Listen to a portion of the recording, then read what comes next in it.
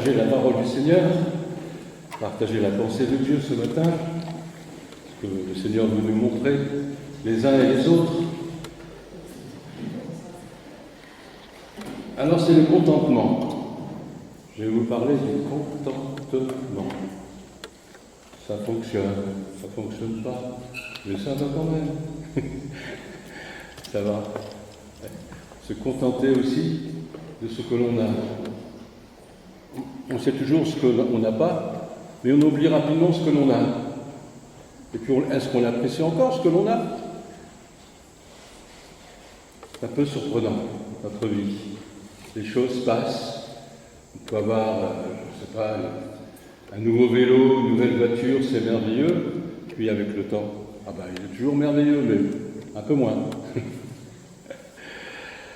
Nous allons faire une lecture dans Philippiens, au chapitre 4, du verset 4 au verset 13. Verset 4, il nous est dit ceci. Réjouissez-vous toujours dans le Seigneur. Vous voyez? Dans le Seigneur, réjouissez-vous toujours. Je le répète. Réjouissez-vous. Réjouissez-vous. C'est vrai que c'est pas toujours évident de se réjouir. Il se passe tellement de choses dans la vie. Il se passe tellement de choses dans une journée.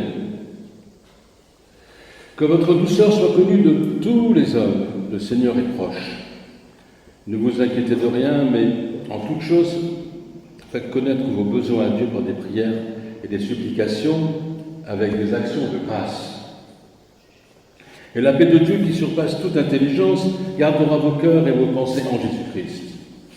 Au reste, frères, que tout ce qui est vrai, donc ça parle de la vérité néanmoins, tout ce qui est honorable, tout ce qui est juste, la justice, tout ce qui est pur, tout ce qui est aimable, je ne suis pas toujours évident d'être aimable, surtout quand on vous dérange à un moment où vous voulez, je ne sais pas, vous reposer ou je ne sais pas quoi. Tout ce qui mérite l'approbation, ce qui est vertueux et digne de louange, soit l'objet de vos pensées. C'est difficile avec les pensées, hein. Des fois, on arrive à imaginer, à lire un peu les pensées des gens à travers leurs attitudes, s'ils sont expressifs, mais on peut s'en passer là-dedans, des bonnes comme des mauvaises pensées. Ce que vous avez appris, reçu et entendu de moi, et ce que vous avez vu en moi, pratiquez-le, et le Dieu de paix sera avec vous. L'apôtre Paul qui nous invite à vivre cela. J'ai éprouvé une grande joie dans le Seigneur de ce que vous avez pu enfin renouveler l'expression de vos sentiments pour moi. Vous y pensiez bien, mais l'occasion vous manquait.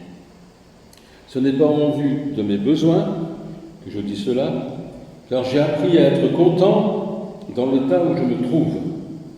Et là, dans l'état où il se trouvait, l'apôtre Paul, à ce moment-là, c'était pas...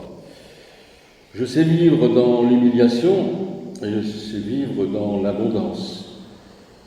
En tout et partout, j'ai appris à être rassasié et à avoir faim, à être dans l'abondance et à être dans la disette.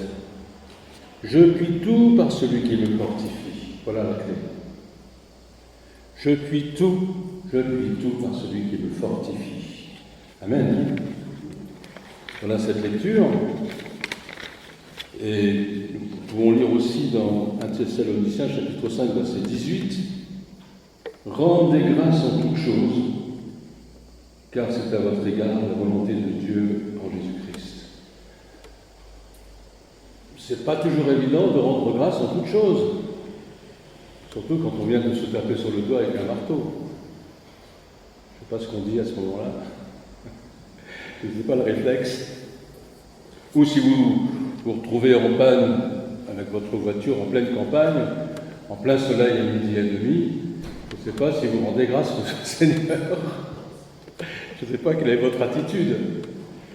Mais c'est vrai, on n'y pense pas. Peut-être que La solution vient ensuite, de toute façon. Néanmoins, quelles sont les premières paroles qui sortent de notre bouche? Ça, je ne sais pas. Un poète a écrit un jour: en règle générale, l'homme est insensé. Ne vous fâchez pas. Hein. Quand il fait chaud, il vaudrait qu'il fasse froid. C'est vrai qu'il fait chaud ce matin. Moi, ça ne me gêne pas. Il fait chaud, c'est vrai. Mais quand il fait chaud, il faudrait qu'il fasse froid, et quand il fait froid, il faudrait qu'il fasse chaud. Il veut toujours ce qui n'est pas. L'homme a tendance à vouloir toujours ce qu'il n'est pas. Quand nous sommes installés à Saint-Châtes avec mon épouse, sur le mur, il y avait un texte, je vais essayer de le relire, un texte qui était écrit et qui disait ceci: le bonheur est de continuer à croire, de continuer à espérer ce que l'on possède déjà. Quelle juste observation par rapport à la nature humaine. Ainsi donc, lorsque nous lisons « J'ai appris à être content dans l'état où je me trouve », Philippiens chapitre 4, verset 11, nous nous demandons: est-ce possible? Parce que l'apôtre Paul était en prison, pardon, il n'était pas en grande forme, c'était Luc qui le visitait, et voilà la parole qui nous laisse. Et aussi, il y a une petite image qui me trotte dans la tête, je ne sais pas si vous avez l'occasion de regarder un peu la TV, et il y a un dessin animé avec les Schtroumpfs, vous vous souvenez des Schtroumpfs, les petits hommes bleus. Et dans cette image des Schtroumpfs, il y a une petite caricature de la société. Vous avez le Schtroumpf joyeux, toujours très gai. Vous avez le Schtroumpf paresseux. Et vous avez le Schtroumpf grincheux. Et quand vous dites au Schtroumpf grincheux, bonjour, il vous répond, j'aime pas les bonjours. Quand vous lui dites, eh bien, bon appétit, j'aime pas les bon appétit. Bon, mais écoutez, passe une bonne journée. J'aime pas les bonnes journées. Il est jamais content. Jamais content. C'est clair que le bonheur, et là on parle un peu du bonheur, c'est clair. Le bonheur, tiens, le bonheur, c'est quelque chose qui résonne à nos oreilles, non? Je crois qu'il y a un chanteur qui a chanté le bonheur. Où est le bonheur? Oui, le bonheur, c'était bien Christophe Maé. Il ne s'est pas foulé dans les paroles, mais dans le sens de la chanson, il y a quelques petites vérités. Les gens, ils courent, ils cherchent, ils vont aller au bout du monde pour avoir le bonheur. Et puis quand on est passé sous les palmiers, sous le soleil, et même à Noël, quand on se baignait, on se moquait un peu de notre famille, quand nous étions en outre-mer. À La Réunion, il fait bon aussi, hein. Mais quand on rentre, le bonheur, c'est quoi le bonheur? Est-ce qu'il est à la portée de notre main? Nous avons la réponse ce matin. Nous avons pleinement le bonheur en Jésus-Christ et l'apôtre Paul nous le montre. C'est clair. J'ai appris à être content dans l'état où je me trouve. Philippiens 4, 11. Nous nous demandons, est-ce possible? Pour Paul, cela l'était. C'était possible. Comme l'indique sa façon de composer avec la vie, je sais vivre dans l'humiliation, et je peux vous dire que c'est pas facile, il était en prison. Je sais vivre dans l'abondance, là c'est facile. En tout et partout, j'ai appris à être rassasié et à avoir faim et à être dans l'abondance. Et à être dans la disette aussi. Il est clair. Je puis tout par celui qui me fortifie. Philippiens 4, chapitre 12, verset 13. Je puis tout par celui qui me fortifie. Et qui nous fortifie ce matin? Jésus, le Sauveur du monde, notre Seigneur. La relation que Paul avait avec Dieu surpassait tout ce qu'il faisait ou ne faisait pas. Son contentement, il dit bien, son contentement ne reposait pas sur la situation dans laquelle il se trouvait. mais sur la relation avec le Christ. Notre relation avec Jésus, notre relation avec le Christ. Les choses sont claires. L'apôtre Paul nous rappelle que le contentement ne se produit pas du jour au lendemain. C'est quelque chose qui s'apprend à mesure que notre relation avec Dieu s'approfondit.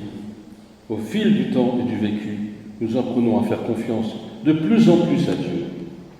Apprenons à faire davantage confiance au Seigneur, toujours plus. C'est vraiment nécessaire dans notre vie. De moins en moins, faire confiance en nous-mêmes. On est parfois un peu trop sûr de nous-mêmes et nous avons des surprises. Paul savait que Christ lui donnerait la force de persévérer. Et cela, quelle que soit la situation qu'il devrait affronter. L'apôtre Paul à Rome était en prison. C'était en l'an 67, à une époque d'un empereur qui n'est pas très recommandable, qui était à moitié fou, Néron. Il avait mis le feu à Rome en accusant les chrétiens et en les persécutant, en les jetant dans les arènes avec les bêtes sauvages.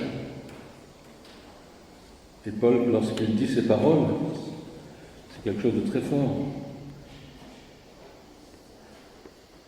Quelle que soit la situation qu'il devrait affronter.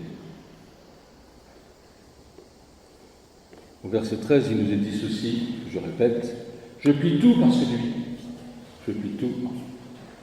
par celui qui me fortifie. » Et il a été exécuté. Il a été exécuté. Peu importe à quoi vous faites face aujourd'hui, peu importe. Et c'est vrai qu'il y a des difficultés au milieu de nous. C'est vrai qu'il y a des difficultés autour de nous. C'est vrai qu'il y a des difficultés dans nos familles. C'est vrai qu'il y a des gros problèmes de santé. C'est vrai qu'il y a des familles, des couples qui se séparent. C'est vrai qu'il y a des problèmes, des soucis. Et c'est vrai que nous pourrions dire que nous sommes vraiment attaqués par l'ennemi. C'est vrai. Peu importe à quoi vous faites face aujourd'hui. Il y a tous ces éléments que je viens de citer. La prière, et par la prière, vous pouvez recevoir la force de connaître le contentement. Je répète, par la prière, vous pouvez recevoir la force de connaître le contentement. Nous lisons dans Hébreux chapitre 13, versets 5 à 6. Contentez-vous de ce que vous avez, toujours plus. Contentez-vous de ce que vous avez. Et nous lisons un peu plus loin. Car je vous ai promis, car je serai avec vous et je ne vous abandonnerai pas. Voilà les promesses du Seigneur. Je serai avec vous et je ne vous abandonnerai pas.